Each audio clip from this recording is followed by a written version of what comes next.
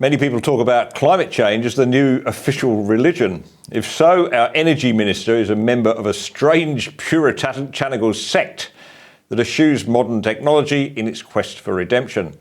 Chris Bowen is under the spell of renewable energy fundamentalism, driven by a supernatural conviction in the power of wind and solar. Renewable fundamentalism rejects the science that's convinced much of the rest of the world to embrace nuclear energy. It ignores the evidence that 75% of global clean energy is generated by hydroelectricity and nuclear. It's blind to the obvious limitations of sources of energy that are subject literally to the whims of the gods. And it embraces the primitive superstition that nuclear energy is unnatural, impossible to control, and contaminates everything in its path. It's hard to find any other explanation than blind faith to explain why Chris Bowen thinks that the energy grid can be run smoothly without reliable baseload power. For those acquainted with the law of physics that govern the operation of electricity grids, what Bowen proposes is the equivalent of walking on water. And walking on water is exactly what Bowen is now proposing to do to overcome the shortage of suitable land on which to build turbines to harvest the winds. Zones have been set up, huge zones, across vast swathes of ocean to build hundreds of giant windmills in the sea, each requiring some 20,000 tonnes of steel and non-recyclable turbine blades that last for 15 years at best.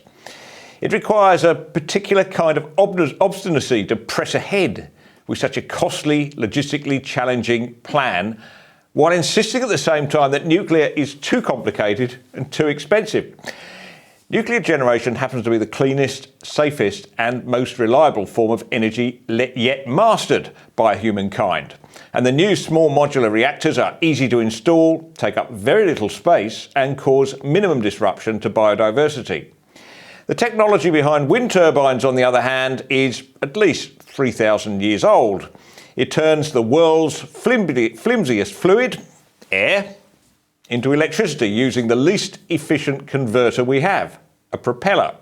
Spinning blades, 100 metres long, are extremely dangerous, particularly to birds. And the challenge of constructing giant wind turbines in the middle of oceans is huge, and they are anything but cheap. Installing the 200, in fact you'd need 200 offshore wind turbines to replace a power station like Araring, which is due to close in 2025. In order to do that, in order to match that generating capacity, you'd need 200 turbines, and that would cost approximately 11 billion Australian dollars at the current estimates. And let's not forget that wind operates for an average of only 24 minutes in any given hour.